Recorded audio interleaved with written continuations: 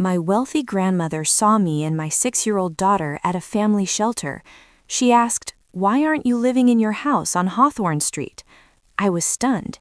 What house? 3 days later, I arrived at a family event and my parents went pale. If you've never tried to get a 6-year-old ready for school while living in a family shelter, I can summarize the experience for you.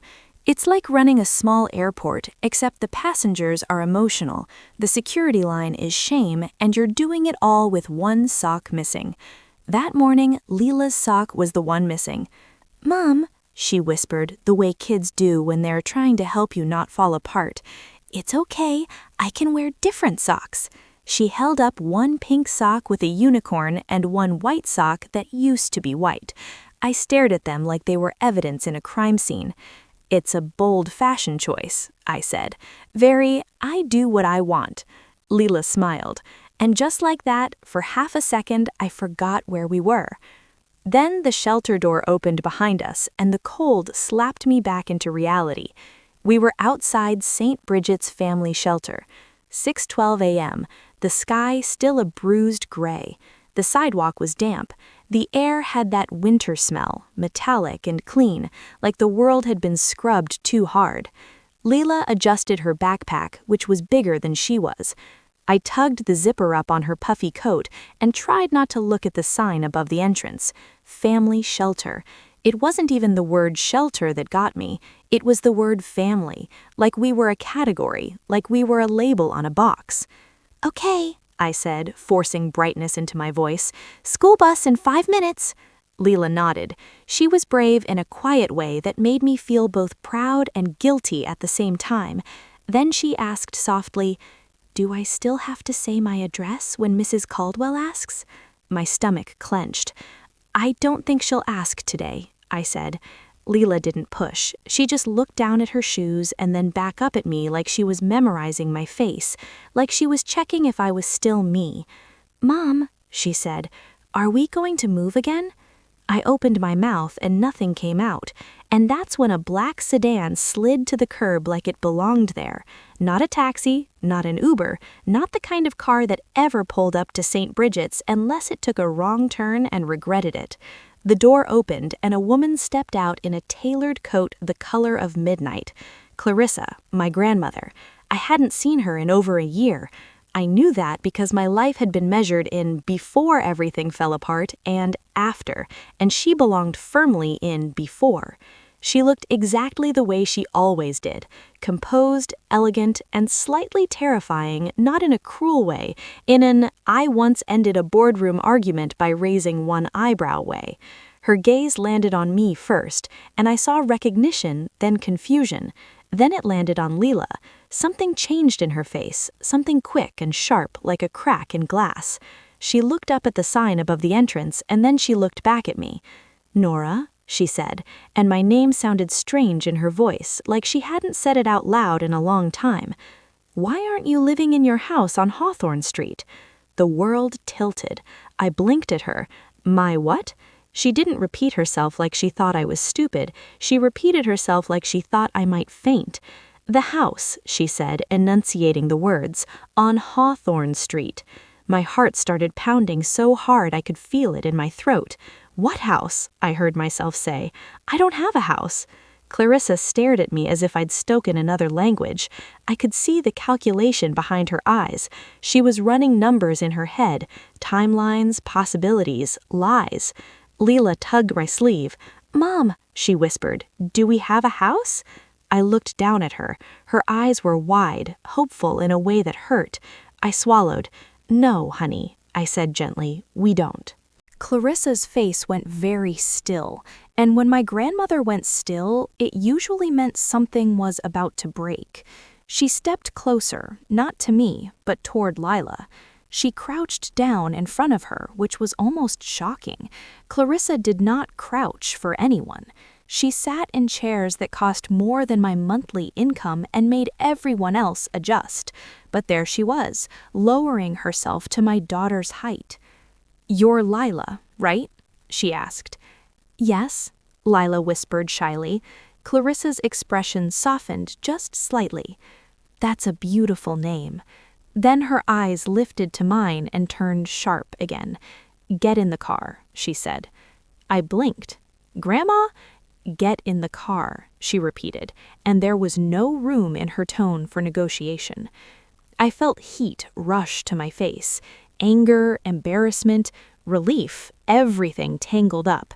Clarissa opened the back door of the sedan. I hesitated. Lila looked up at me.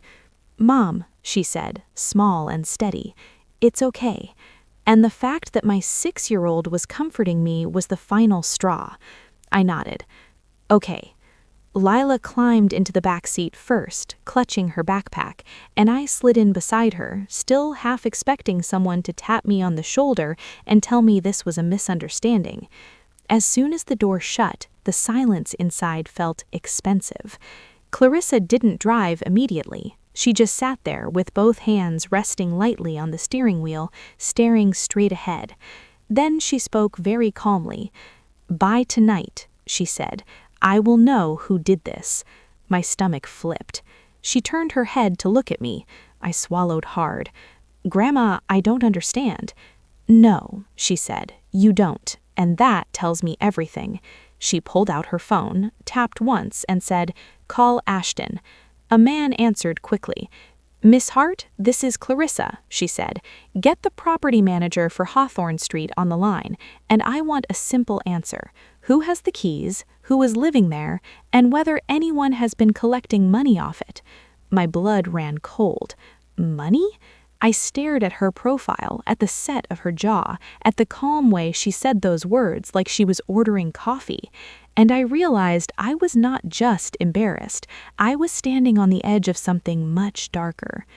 If you'd asked me 6 months earlier if I thought I'd ever be living in a shelter with my daughter, I would have laughed.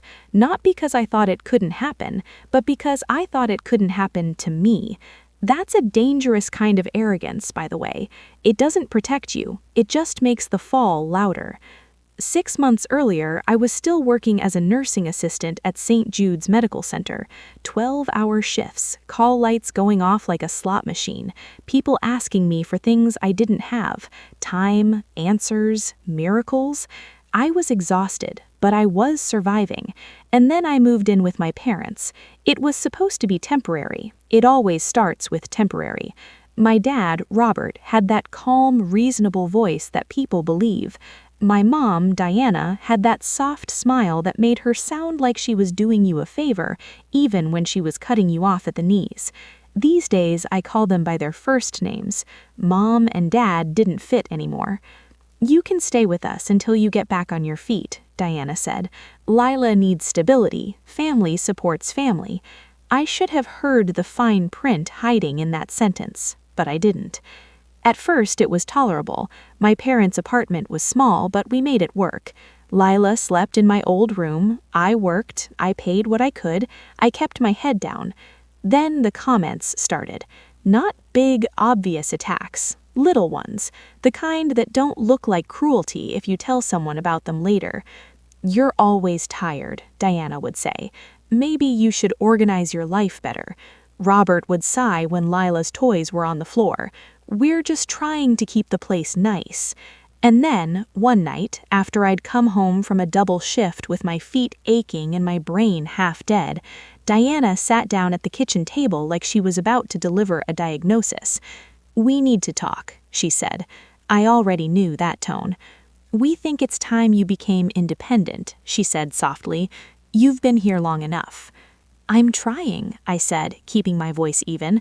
"Rents are high, deposits." "You're a mother," Diana said. "If you're a good mother, you'll figure it out." The words hit me so hard, I actually looked around like someone else must have said them. Robert cleared his throat. 30 days. That's reasonable. We're not monsters." I wanted to scream, but screaming never helped in that apartment. It just gave them something to point at later. So I nodded. "Okay." And I tried. I looked at listings during my breaks at the hospital, my thumbs scrolling while I gulped cafeteria coffee. I called places. I got told the same thing over and over. First and last month, deposit, proof of income, credit check. Sorry, we chose another applicant. Every day I felt like I was running uphill with Lila on my back. And then came the night they decided 30 days was actually a suggestion. It was after a late shift. I'd helped a confused elderly man back into bed 3 times, cleaned up a spilled tray, and held a woman's hand while she cried because she was scared of surgery. I came home after midnight. The hallway light outside my parents' apartment was on. My stomach tightened immediately. 2 cardboard boxes sat outside the door. My boxes. I stared at them for a long second, like my brain refused to accept the shape of what I was seeing. Then I tried the doorknob. Locked. I knocked. Silence. I knocked again. Harder. Finally, the door cracked open. Diana's face appeared, calm as if this was a normal Tuesday. "You need to keep your voice down," she whispered sharply. "Neighbors." "Why are my things outside?" I demanded. Robert's voice came from behind her, bored. "We told you, Nora. Independence." "It hasn't been 30 days, I said, my voice shaking. Diana's expression hardened just slightly. Plans change. I glanced past her shoulder into the entryway.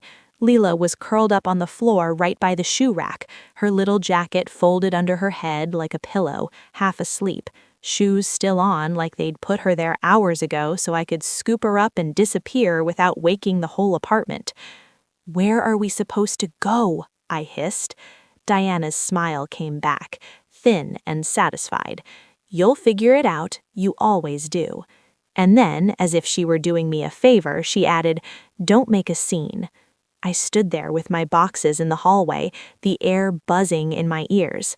I stepped inside just long enough to crouch and slide my arms under Lila. She made a tiny sleepy sound and automatically wrapped herself around my neck. As I backed out into the hall, Diana's hand was already on the door. The door closed. Lila stirred. "Mom?" she mumbled. "It's okay," I lied automatically. We're having a sleepover."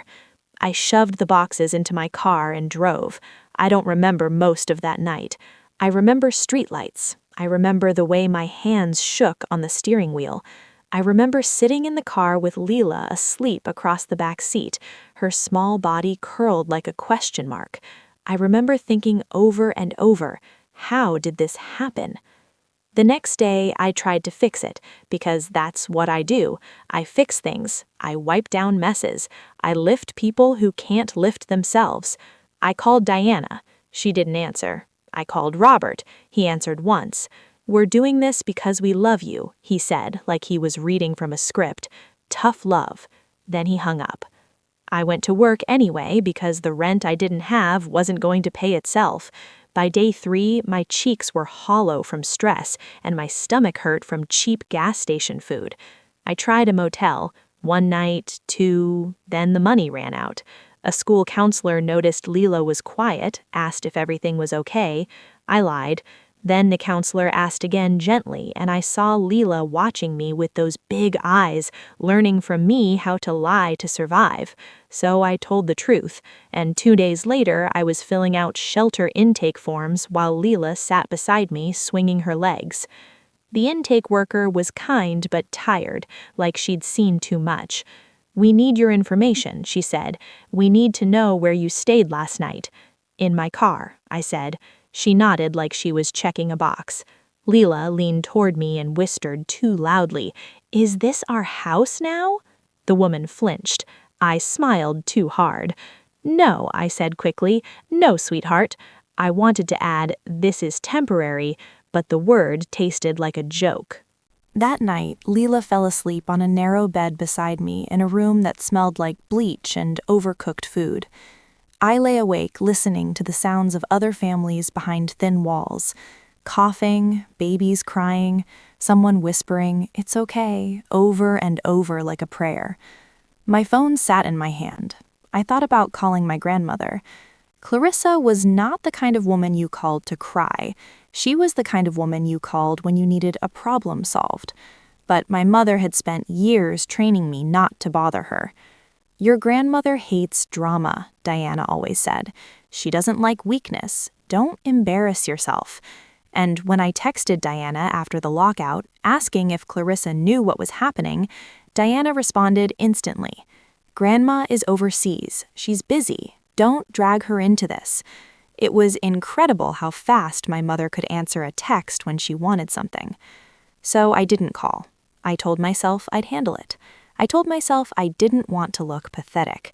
I told myself a lot of things. And then, on a cold winter morning, my grandmother stepped out of a black sedan outside a shelter and asked me why I wasn't living in my house on Hawthorne Street. And I realized I didn't just have a housing problem, I had a family problem, and someone had been lying for a long time. Back in the sedan, Clarissa's call was already in progress. I didn't hear the other voice, only Clarissa's side, sharp enough to cut glass. Who signed for the keys? A beat. And the house is occupied? My stomach dropped. Clarissa didn't react like someone surprised. She reacted like someone confirming what she'd already suspected. Send the file to Ashton, she said. Everything. She ended the call and finally looked at me, not with pity, but with certainty. I sent one text to Lila's school with thumbs that wouldn't stop shaking. Family emergency. Lila won't be in today. No explanation, no essay, just the truth in the smallest, least humiliating package I could manage. Clarissa drove to a diner 10 minutes away, the kind of place with warm windows, a bell on the door, and menus that smelled like syrup. Inside, the heater blasted my face so hard I almost cried from the shock of being warm. We slid into a booth. Lila immediately found the kids' menu and started coloring a cartoon pancake like it had personally insulted her. Clarissa ordered hot chocolate for Lila without asking. I watched her do it and felt a weird wave of anger, not at Clarissa, at the universe, because it was that easy to be kind, and my parents had chosen everything else. Clarissa lifted her phone again. "Grandma," I started, then stopped because I had no idea what I was even asking. What house? Why are you here? How did my life become a shelter sign? Clarissa didn't answer my questions in the order my panic wanted. She just said calmly, "I'm going to make another call. You will listen and you won't interrupt." I nodded. It was the kind of nod you give a surgeon when you're on the operating table. She tapped the screen and put the phone on speaker. One ring, two, then my mother's voice. Diana, bright and sweet like she was auditioning for the role of loving parent in a community theater production. "Clarissa, oh my goodness, what a surprise. How are you?" Clarissa's tone stayed pleasant, almost gentle. "I was thinking about Nora. How is she doing?" I felt my stomach drop into my shoes. There was a microsecond of silence, the tiniest pause where a liar decides which version of reality is most useful. Then Diana answered smoothly, confidently, like she'd been practicing the sentence in front of a mirror. "Oh, she's doing great," she said. "She's living in the house, she's settled, she loves it. You know Nora, she wanted space, so we didn't bother you." I stared at the sticky table as if it might open up and swallow me whole. Across from me, Lila colored quietly, humming to herself. She didn't understand the words, but she understood the tone. She glanced up once, saw my face, and went right back to coloring harder like it could scribble the problem away. Diana kept talking, filling the silence with cheerful nonsense. How busy she'd been, how proud she was, how family is everything. Clarissa let her. Clarissa didn't rush liars. She gave them room to hang themselves properly. Finally, Clarissa said, "That's good to hear," and ended the call just like that. No confrontation, no accusation, no gotcha. My throat tightened. "That," Clarissa said quietly, "wasn't confusion." I let out a laugh that sounded like a cough. "So she knew," I said. "She knew the whole time." Clarissa's eyes stayed on mine, steady and sharp. "She knew enough to lie without thinking," she said. "That tells me what I need to know." Lila slid her coloring page toward me. "Mom, look!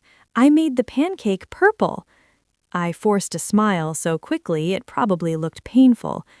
"Wow," I said. "That pancake is incredibly brave." Lila giggled, and for half a second my chest unclenched. Then Clarissa leaned in, lowered her voice, and said the simple sentence I should have heard months ago.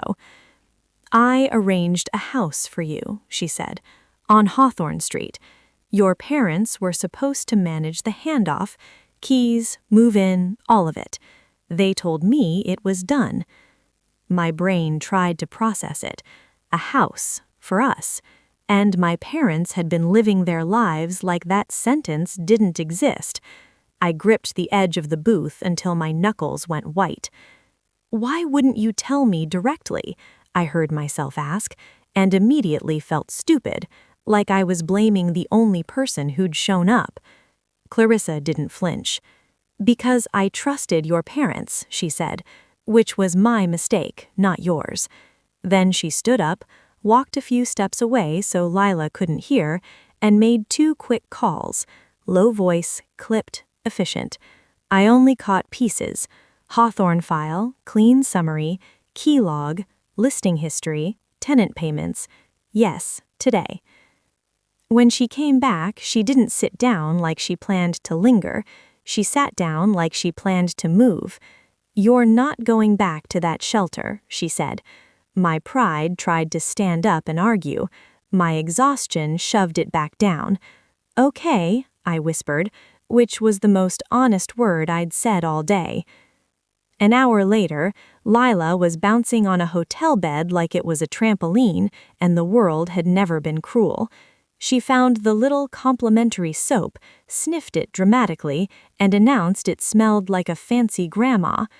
Clarissa stood by the window, phone in hand, watching traffic like she was watching a battlefield. She didn't tell me everything, she didn't have to. The point wasn't details yet. The point was that something was happening, something I didn't have to carry alone. That night, after Lila fell asleep in clean sheets with her stuffed rabbit tucked under her chin, Clarissa sat at the small table by the window and finally spoke again. Your parents are hosting an event, she said, important to them. A venue, relatives, speeches, the whole performance. My stomach tightened. When? Clarissa's gaze stayed on the city lights. Soon, she said, and we'll be there. She didn't say it like a threat, she said it like a decision already made. 3 days later, I stood in the hotel bathroom staring at myself in the mirror. I looked like a version of me that had been put through a washer cycle and hung up to dry in a storm. Clarissa had insisted I buy a dress, not an expensive one, just a clean one, a simple one. You don't need armor, she'd said, you need dignity. I wasn't sure dignity came in polyester, but I appreciated the sentiment. Lila wore a little blue dress and tights. She twirled once in the hotel room and said, I look like a princess. You do, I said, and my throat tightened. On the ride over, my stomach twisted so hard I thought I might vomit. What if I freeze? I asked quietly. Clarissa didn't look at me. Then I'll speak. What if they deny everything? They will, Clarissa said. What if everyone thinks I'm... I stopped because I didn't even have a word for it. Clarissa glanced at me then, her gaze sharp but steady. Nora, she said, you've survived worse than a room full of liars. The car pulled up outside a venue I'd never picked in my life, one of those hotel event spaces with soft lighting and hard smiles. The sign by the entrance read, Hart Collins Family Dinner. Of course it did. My mother loved an event, not because she liked people, but because she liked witnesses. Inside there were relatives I hadn't seen in months, aunts, uncles, cousins, people with opinions and casseroles, except the casseroles had been replaced by catered hors d'oeuvres, served on trays like tiny edible bribes. At the far end of the room, there was a projector screen set up and a microphone, because my mother couldn't serve dinner without also serving a narrative. Before we went in, Clarissa stopped at a side door and spoke briefly to a staff member. A woman nodded and opened a small private room next to the banquet hall, quiet, warm, stocked with water bottles and crackers. This is for Lila, Clarissa said. She doesn't need to be in the center of this. Lila took one cautious step into the room, then looked up at Clarissa seriously. Do I get snacks? Yes, Clarissa said. Good ones. Lila accepted that like it was legally binding. A trusted assistant stayed with her. Lila waved at me, completely unaware she was being protected from the family apocalypse. Then Clarissa looked at me. "You go in first," she said. I knew what she was doing. Let them see me before they saw her. Let them panic in silence. I walked into the banquet room alone. The chatter softened, then resumed the way people do when they sense something but don't want to be the first to acknowledge it. Then Diana saw me. Her smile appeared automatically, then glitched like a bad Wi-Fi connection. Her eyes flicked over my dress, my posture, the fact that I wasn't wearing "I'm drowning" on my face anymore. Her hands tightened slightly around her wine glass. Robert noticed a second later. His laugh died halfway through. His jaw clenched like he was biting down on a thought. Neither of them moved toward me. They didn't ask where I'd been. They didn't ask how Lila was. They did what people do when they're trying to calculate danger. They smiled and waited. I stood near the edge of the room and let the silence do its work. Dry humor is sometimes the only thing that keeps you from screaming, so I let myself have one thought. Look at us, a family dinner, the kind where everyone pretends the most important thing is the seating arrangement. A minute later, the room temperature changed. Clarissa entered, calm, unhurried, completely in control. Beside her was a man with a slim folder and a laptop bag, the kind of person who looked like he'd never raised his voice in his life because he didn't need to. Diana went pale. Not, "Oh, you surprised me," pale. More like, "I just realized my entire plan has a hole in it," pale. Robert straightened his shoulders the way he did when he wanted to look like the victim before anyone had accused him of anything. Clarissa nodded to a few relatives like she was simply attending dinner. Then she looked at my mother. "Diana," Clarissa said lightly, "before we eat, I'd like to clear up something you told me." My mother's smile tightened. "Of course, Mom." Clarissa's voice stayed calm. "You told me Nora was living in the house on Hawthorne Street," she said. The room quieted, not because everyone suddenly cared about Hawthorne Street, but because everyone suddenly cared about Diana's face.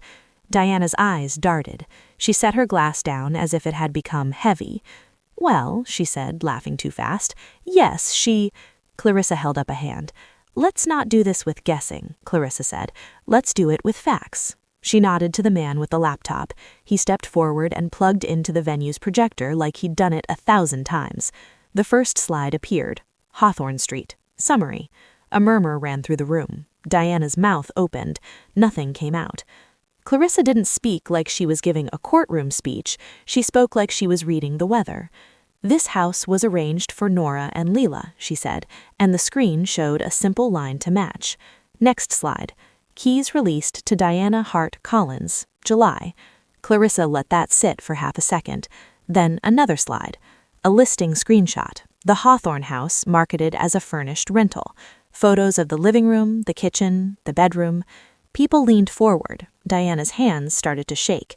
Next, a lease summary. Names blurred, dates visible. Tenants moved in, August. And then the slide that made the room go dead quiet. A payment instruction page from the property manager file. Rent payout account provided by Diana and Robert. Clarissa's voice didn't rise. "Diana," she said lightly, "you didn't just take the keys." She looked around the room, making sure everyone heard. "You rented out the home meant for my granddaughter and my great-granddaughter, and you had the rent sent to an account you controlled." Robert snapped first, loud, trying to take back the room. "This is inappropriate," he barked. "This is a family event." Clarissa turned her gaze to him. "Yes," she said, "that's why I'm doing it here." Diana found her voice, thin and frantic. "We were going to tell her," she said quickly. "It was temporary. We needed—" "Temporary?" Clarissa repeated. Her eyes flicked toward the side room where Lila was, unseen but present. "You displaced a child," Clarissa said, and the room went still. She paused just long enough, then finished the sentence. "For profit." Someone gasped. Someone whispered, "You've got to be kidding." Diana started crying, real tears this time. "We had debts," she sobbed. "You don't understand." Clarissa's expression didn't change. "I understand enough," she said, "and I'm done funding your choices." She turned slightly so everyone could hear and said simply, "Starting now, Diana and Robert receive nothing from me. No more help, no more transfers, no inheritance. Robert's face twisted. You can't. I can, Clarissa said, and I already did. The man with the folder stepped forward, calm. Diana Collins, Robert Collins, he said politely, these documents are for you. A uniformed officer stood nearby. Not dramatic, not aggressive, just present, because Clarissa didn't gamble with scenes like this. Diana stared at the papers like they were radioactive. Robert took them with shaking hands, then looked around the room and finally understood the worst part. This wasn't a fight anymore. It was a reputation collapsing in public. Clarissa's voice stayed level. You will not contact Nora, she said. You will cooperate, and you will answer for what you did. Diana turned to me then, eyes wild. Nora, she begged, tell her to stop. We're family. Something inside me went cold and clear. You should have remembered that, I said quietly, before you made a business out of my daughter's home. Diana's face crumpled. I didn't feel joy exactly. I felt relief. Relief that the truth was finally out loud. Relief that Lila would never have to learn how to smile through humiliation the way I had. I didn't stay for the aftermath. I walked out of the banquet room, down the hallway, and opened the door to the private room. Lila looked up, cheeks full of crackers. Mom, are we done? I crouched and hugged her so tight she squeaked. Yeah, I whispered, we're done. She leaned back and looked at my face carefully, like she was checking for storms. Then she asked softly, Can we go home? I swallowed hard. Yes, I said. We can. Clarissa met us in the hallway. She didn't look back at the room. She didn't need to. In the car, Lila leaned against my shoulder and fell asleep. I stared out the window, hands trembling. Grandma, I whispered, what happens now? Clarissa didn't take her eyes off the road. Now, she said, we take back what was meant for you. 6 months later, our life is boring in the best way. We live on Hawthorne Street now. Lila has her own room, her own curtains, and a crooked art gallery of drawings taped to the wall. She walks to school like the world has always been safe. That's the point. I am still a nursing assistant by choice, not because I'm stuck. I'm finishing my RN track one step at a time, and for the first time, my energy goes into the future instead of survival. Clarissa never paid for my life. She showed up when it mattered most, and she made sure no one could ever intercept help again. Sunday mornings, she visits with pastries and pretends she's only here to see Lila. Lila doesn't buy it. Grandma Clarissa, she'll ask, do you like our house? Clarissa always pauses like she's swallowing something heavy. Then she says, yes, I do. As for Diana and Robert, turns out you can't rent out someone else's home, collect the money, and keep calling it family. The rent they took didn't stay free. They were forced to repay it, and the investigation that followed made their respectable image evaporate. Once Clarissa cut them off, their hidden debts showed up like roaches under a flipped light switch. People stopped inviting them. Calls stopped getting answered. My mother tried to contact me, not to apologize, but to negotiate.